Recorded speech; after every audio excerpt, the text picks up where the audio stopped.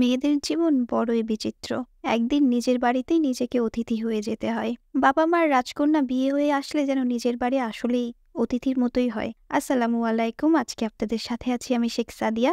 আজকে আপনাদেরকে নিয়ে যাচ্ছি আমি সেই রাজকন্যা আমার পৈতৃক ভিটায়, মানে আমার বাপের বাড়ি, যে বাড়িতে আজকে আমি নিজেই অতিথি। ঈদে যেহেতু এবার কোথাও তেমন যাওয়া হয়নি, তাই ভাবলাম একটু ঘুরেই আসি, কারণ আম্মু অনেক মন খারাপ করছিল আর অরিনও খুব করে চাচ্ছিল যে তার নানা বাড়ি থেকে ঘুরে আসবে।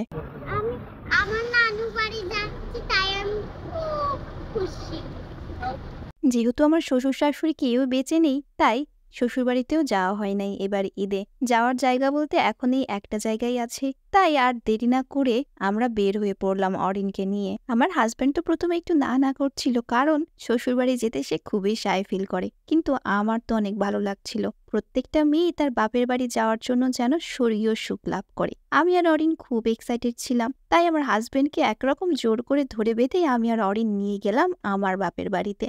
আর সেই সাথে এই যে আমার হাতে দেখতে পাচ্ছেন একটি জার, এর মধ্যে আছে আমাদের ফ্যামিলির আরেকটি নতুন সদস্য, যার নাম অরিন দিয়েছে ব্লু। সে ব্লুকে সঙ্গে নিয়ে আমরা চারজন একসঙ্গে ছুটে চলেছি আমার বাপের বাড়ির পথে। আমার তো মনে হচ্ছিল কখন রাস্তা শেষ হবে, রাস্তা যেন আজকে শেষই হচ্ছিল না। কখন যে যাব বাড়ি, বলতে বলতে এই যে দেখতে পাচ্ছেন আমাদের বিশাল বড় ধানের চাতাল। এলাকার মধ্যে এই আমাদের ধানের চাতালটি সবচেয়ে বড়, আর এই ধানের চাতালের আঙিনাতেই আমাদের ছোট্ট বাসা। বেশ অনেকদিন পরে আসলাম আমার এই চেনা জায়গায়। বিয়ের পরে যেন এই চেনা জায়গাটাই হয়ে যায় ধীরে ধীরে অচেনা।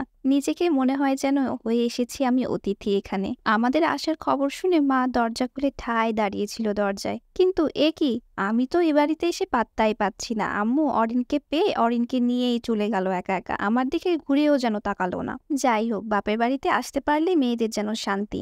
এই বাড়ির প্রতিটি কোণায় আমার অসংখ্য স্মৃতি, তাই এ বাড়িতে পা ফেলার সাথে সাথে আমার অনেক বেশি ভালো লাগে। এখন আমার হয়ে অরিন ছুটে বেড়ায় এ বাড়ির এই কোণা থেকে ওই কোণা। হুট করেই আমরা এখানে আসার প্ল্যান করেছি, তাই আম্মুকেও আগে থেকে কিছু জানানো হয়নি।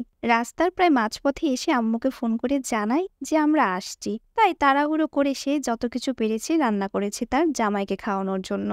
ইস, জামাইদের জামাই আদরের কি ব্যবস্থা! যদি এরকম বউ আদরের ব্যবস্থাও থাকতো। যদিও বিয়ের পরে মায়ের বাড়িতে খুব বেশি দিন থাকা হয় না মেয়েদের। আমিও খুব অল্প সময় নিয়ে হাতে এসেছিলাম এই বাসায়। আবার যাওয়ার সময় হয়ে গেল আমার আসতে আসতে। বাইরে গাড়িও অপেক্ষা করছে, চলে যেতে হবে এখন আমাকে। এটা ভাবলেই মনটা যেন কেমন খারাপ হয়ে আসে। একবার ভেবে দেখুন, যে বাসায় আমি ছোট থেকে বড় হয়েছি, যে বাসার প্রত্যেকটি কোণায় আমার অসংখ্য স্মৃতি, সে বাড়িতেই এখন আমাকে আসতে হয় অতিথি পাখির মতো। আসতে আসতেই যেন যাওয়ার সময় হয়ে যায় এখানে। মেয়েদের জীবনটা কেন এমন বলেন তো?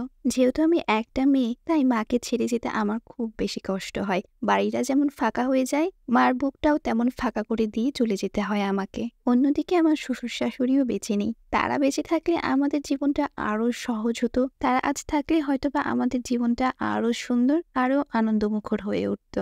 যাই হোক, অরিন তার ব্লুকে নিয়ে অনেক হ্যাপি। এই যে দেখুন, সে নিজে কষ্ট করে ধরে নিয়ে যাচ্ছে, আর আমার মনের মধ্যে মনে হচ্ছে যে এই তো মাত্র আসলাম, এখনই আবার মাকে ছেড়ে চলে যেতে হচ্ছে। চলে যাচ্ছি নিজের সংসারে, কিন্তু মনটা যেন পড়ে আছে মার কাছেই। এই যে চলে যাচ্ছি, জানি না আবার কবে আসতে পারবো, কারণ আম্মুও জব করে আর আমিও তো আমার কাছে ব্যস্ত থাকি আমার নিজের সংসার নিয়ে, তাই খুব একটা সময় হয়ে ওঠে না। অরিন পুরোটা সময় তার নতুন বন্ধু ব্লুকে নিয়ে ব্যস্ত ছিল। এই ব্লু কিভাবে আমাদের ফ্যামিলির নতুন সদস্য হলো, সেটা নিয়েও কিন্তু একটি ব্লগ আসতে চলেছে। সেটা দেখতে হলে অবশ্যই চোখ রাখবেন আমাদের পেজে। আমাদের পেজে যেসব বিবাহিত আপুরা আছেন, তারা কিন্তু আমাকে কমেন্ট করে জানাবেন আপনাদের বাপের বাড়ির এক্সপিরিয়েন্স, এবং অবশ্যই জানাবেন যে আপনাদের শ্বশুর বাড়ি না বাপের বাড়ি কোথায় বেশি ভালো লাগে। যাই হোক, অবশেষে চলে এসেছি আমি আমার সংসারে। সংসারে করতে এখন হয়েছে শুধু বাপের বাড়ি থাকলেই তো আর হবে না। যাই হোক, আম্মু আসার সময় আমাকে কিছু জিনিসপত্র দিয়ে দিয়েছিল, সেগুলোই এখন সব গোছগাছ করব, আর সেই সাথে বিদায় নেব এখন আপনাদের কাছ থেকে।